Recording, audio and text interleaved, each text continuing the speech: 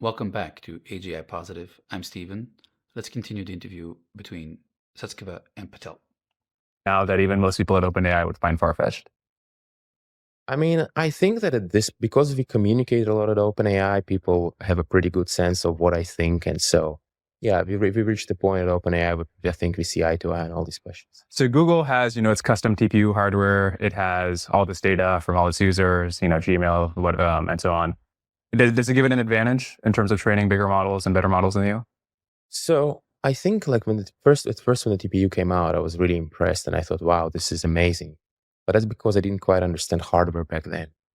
What really turned out to be the case is that TPUs and GPUs are almost the same thing. TPUs and GPUs are almost the same thing, Satskiva says. They are very, very similar. It's like, I think a GPU chip is a little bit bigger. I think a TPU chip is a little bit smaller. It may be a little bit cheaper, but then they make more GPUs than TPUs. So I think the GPUs might be cheaper after all. So it's a numbers game. But fundamentally, you have a big processor and you have a lot of memory, and there is a bottleneck between those two. And the problem that both the TPU and the GPU are trying to solve is that by the amount of time it takes you to move one floating point from the memory to the processor, you can do several hundred floating point operations on the processor, which means that you have to do some kind of batch processing. And in this sense, both of these architectures are the same. So So memory is the bottleneck, not CPUs. really feel like hardware, like in some sense, the only thing that matters about hardware is cost per flop, overall systems cost. Okay, and there isn't that much difference. Well, I actually don't know. I mean, I don't know how much, what the TPU costs are, but I would suspect that probably not. If anything, probably the TPUs are more expensive because there is less of them.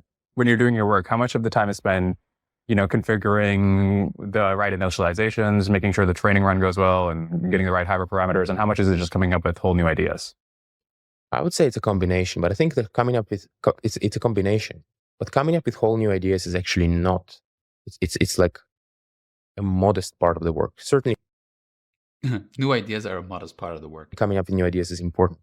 But I think even more important is to understand the results, to understand the existing ideas, to understand what's going on. Because normally you have these, a neural net is a very complicated system, right? And you ran it and you get some behavior which is hard to understand what's going on. Understanding the results, figuring out. We still don't have interpretability, so we truly don't understand what all these billions of parameters that are inside these neural nets do. But what next experiment to run? A lot of the time is spent on that. Understanding what could be wrong, what could have caused the neural net to produce a result which was not expected. I'd say a lot of time is spent as well. Of course, coming up with new ideas, but not new ideas. I think like I don't like this framing as much. It's not that it's false, but I think the main activity is actually understanding. What do you see as the difference between the two? So at least in my mind, when you say come up with new ideas, I'm like, oh, like what happened if we did such and such?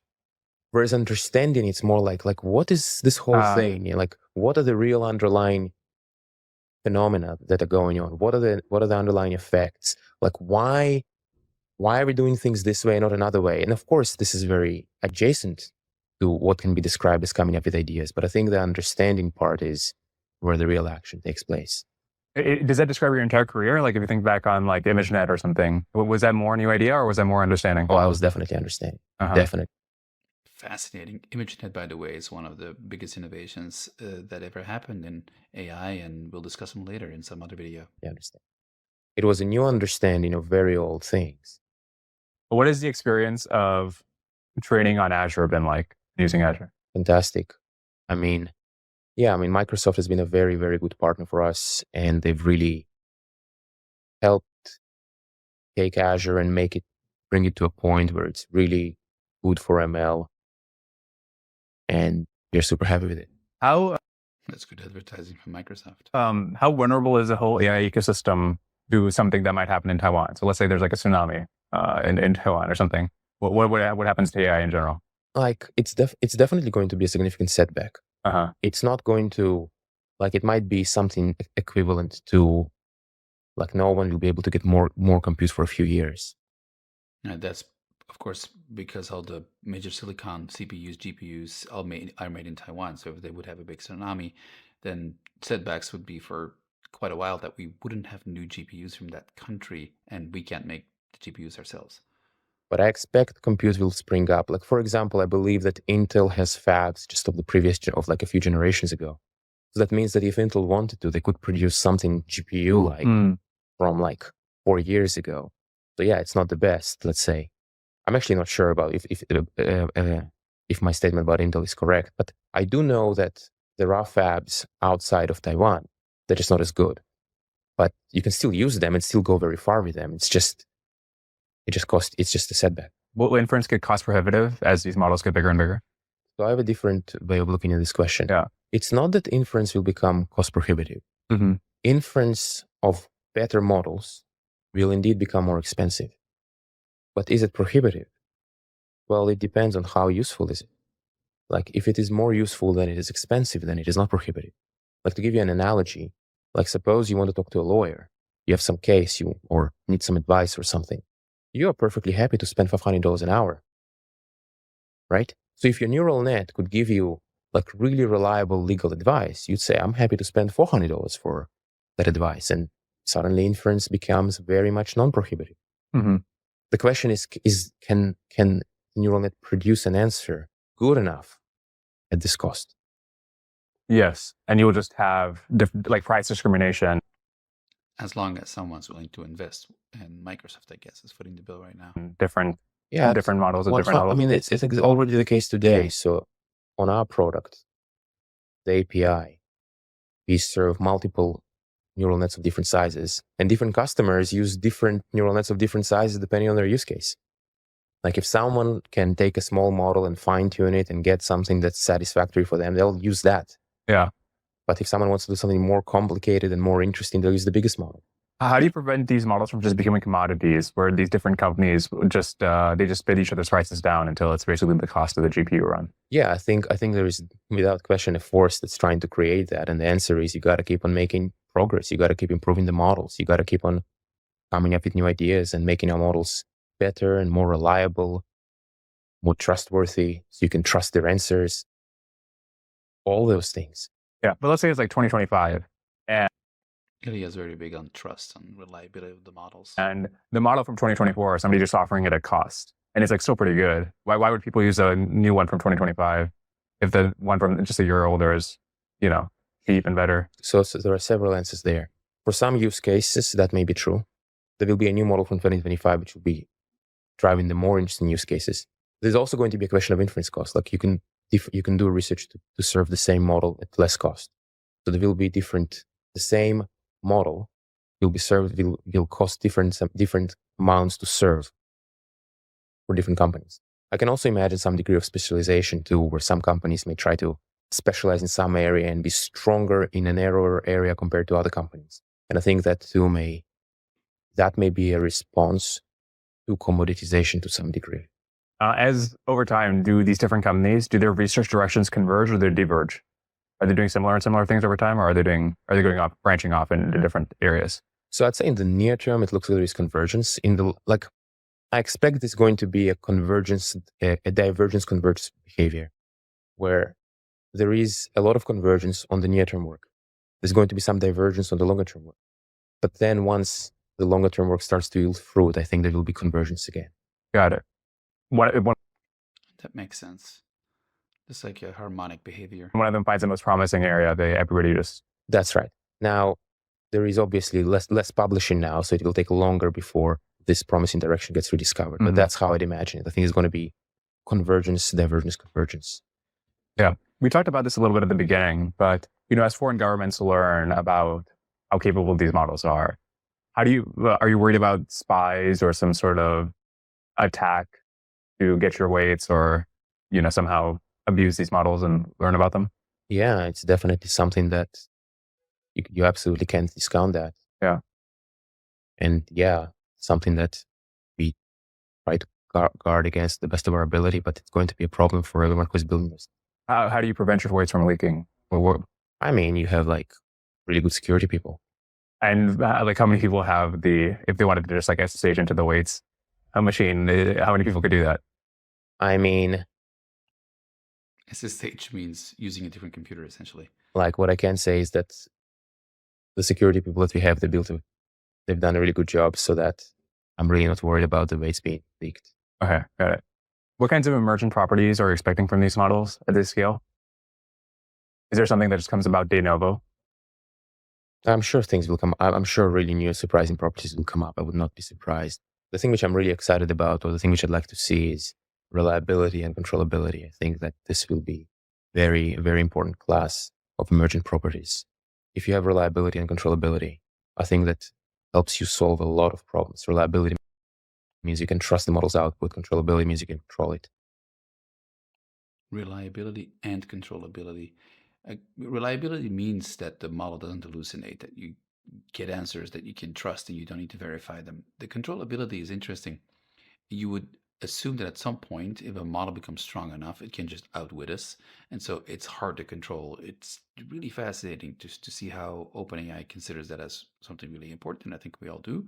The true question is, how do you do? Let's say you do air gapping. Well, you might the AI might invent some new physics that allows us to use, let's say, molecular connections between computers or something like that, or using water in the air, or who knows what it could come up with. So it's really interesting that they think they can control it. I assume it must be at the hardware level. And we'll see. But it will be very cool if those emergent properties did exist. Is there some way you can predict it in advance?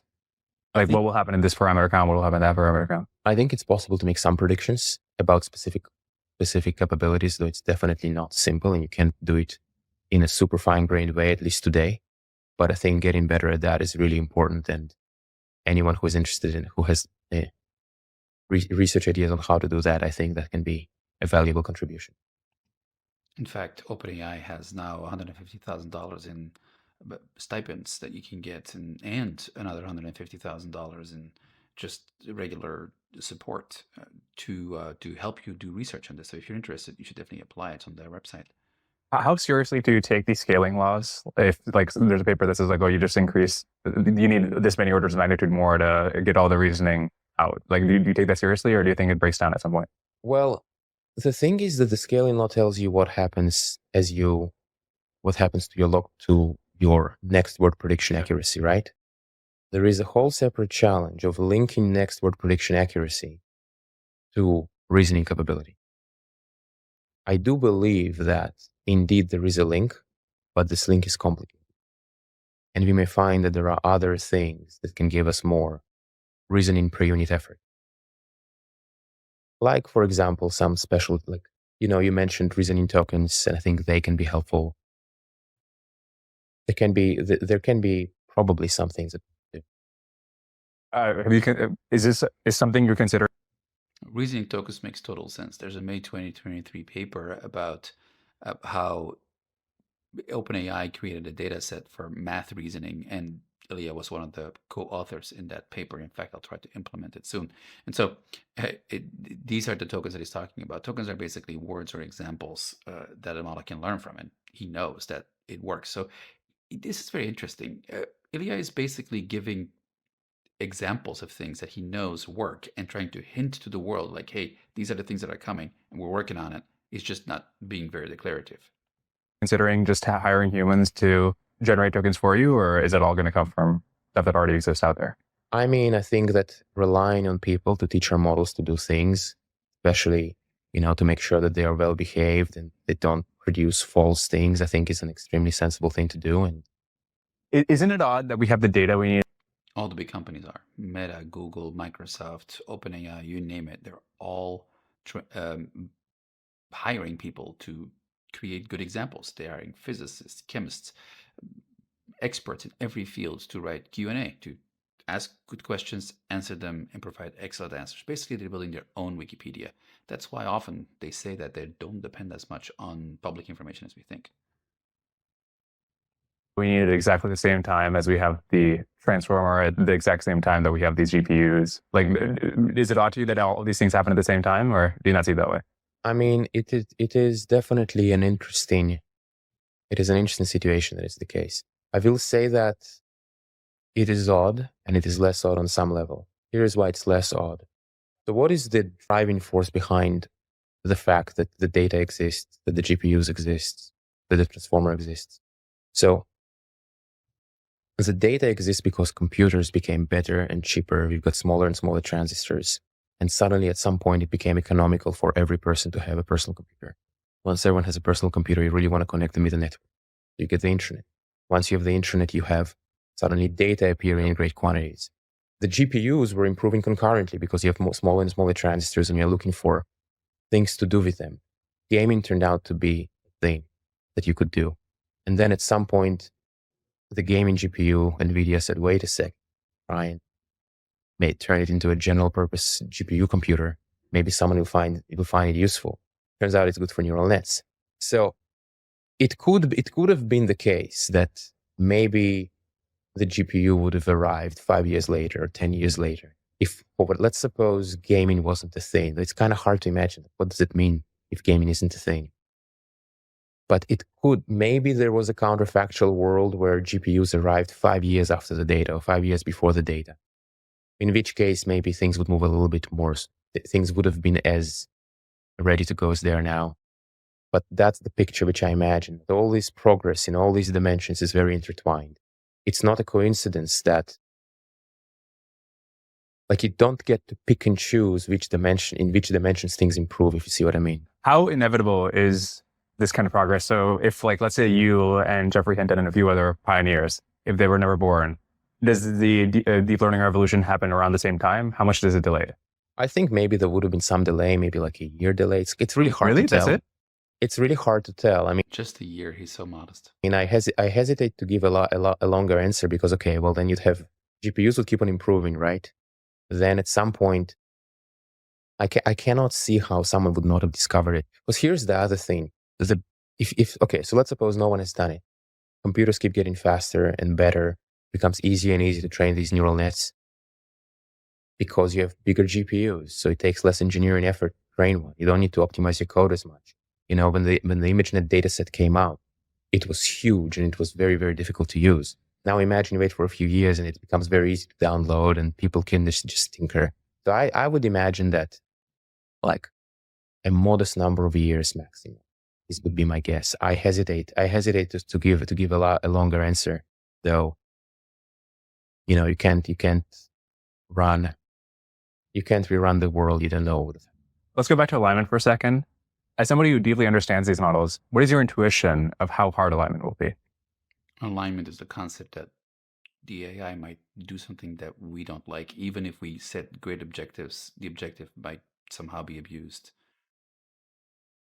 I think so here's what I would say. I think with the current level of capabilities, I think we have a pretty good set of ideas of how to align them. But I would not underestimate the difficulty of alignment of models that are actually smarter than us, of models that are capable of misrepresenting their intentions. I think... And that's the whole problem. What if during training, the model pretends like it's aligned with our goals, and then when you release it into the world, it says, haha, fool you, I am going to do something completely different. I'm going to annihilate humans or something like that. I think it's something to think about a lot and to research. I think this is one area also, by the way, oftentimes academic researchers ask me what's the best place where they can contribute. And I think alignment research is one place where I think academic researchers can make very meaningful contributions. Other than that, do you think academia will come up with important insights about actual capabilities, or is that going to be just the companies at this point? So the companies will realize the capabilities. I think it's very possible for academic research to come up with those insights. I think it doesn't seem to happen that much for some reason, but I don't think there's anything fundamental about academia. It's not like academia can't. I think maybe they're just not thinking about the right problems or something, because Ilya often says that the speed at which alignment solutions have to grow should be proportionate or higher than the speed that regular models, regular Gen AI, regular LLMs should grow. So that's pretty interesting. The dichotomy between, hey, there's actually not a lot of progress being made, but it should be. Because maybe it's just easier to see what needs to be done inside these companies. I see. But there's a possibility that somebody could just realize Yeah, I totally think so. Like, why would I possibly rule this out? Yeah, You see yeah. what I mean? What are the concrete steps by which these language models start actually impacting the world of atoms and not just the world of bits? Well, you see, I don't think that there is a clean distinction between the world of bits and the world of atoms. Suppose the neural net tells you that, hey, like here is like something that you should do and it's going to improve your life, but you need to like rearrange your apartment in a certain way. And you go and you rearrange your apartment. As a result, did the neural net impact the world of atoms? Just Yeah, fair enough. Fair enough. Do you think it'll take a couple of additional breakthroughs as important as the transformer to get to superhuman AI? Or do you think we basically got the insights in the books somewhere and we just need to implement them and connect them? so I don't really see such a big distinction between those two cases, and let me explain why. Like I think what one of the ways in which progress has taken place in the past is that we've understood that something had a property, a desirable property all along, which we didn't realize. So is that a breakthrough? You can say, yes, it is. Is that an implementation of something on the books? Also, yes. So my feeling is that a few of those are quite likely to happen, but that in hindsight, it will not feel like a breakthrough. Everybody's going to say, oh, well, of course, like it's totally obvious that such and such thing can work. You see, with the Ilya already knows things that we don't know. I know I keep repeating that. And a good example is that he had the intuition, like the bigger we make the models, the more performing they will be, the more better they will work. That today is obvious. That in hindsight thing that he's talking about is like, yeah, we all say like, oh yeah, the more tokens, the more billion parameters, the better the model will work. But both of these things, the more data you feed, the better the model becomes, and the more parameters, the better the model can be. Those things were not obvious at the time. Same thing with reinforcement learning with human feedback or fine tuning. All these things sound obvious after the fact, but aren't. And what he's hinting at is that there already are known things and of course unknown things that will further improve the models, although they aren't complete reinventions. They are within the realm of possibilities. We just need to explore them. the transformer, the reason it's being brought up as a specific advance is because it's the kind of thing that was not obvious for almost anyone. So people can say, yeah, like it's not something which they knew about.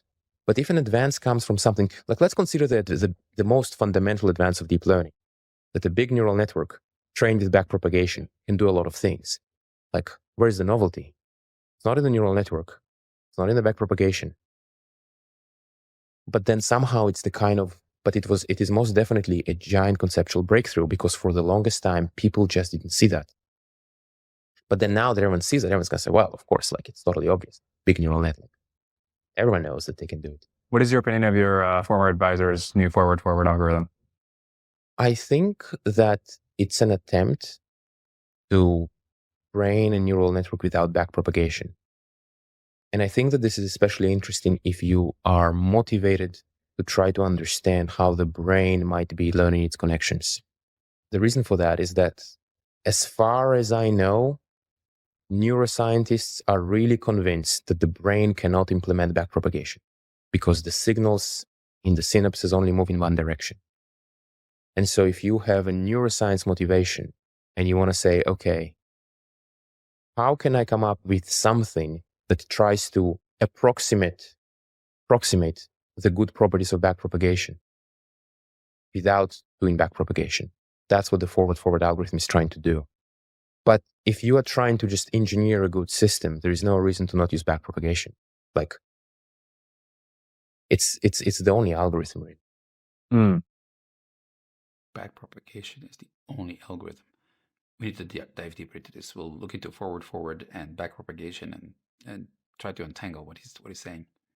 I guess I've heard you in different contexts talk about the need, like using humans as the existing example case that AGI exists, right?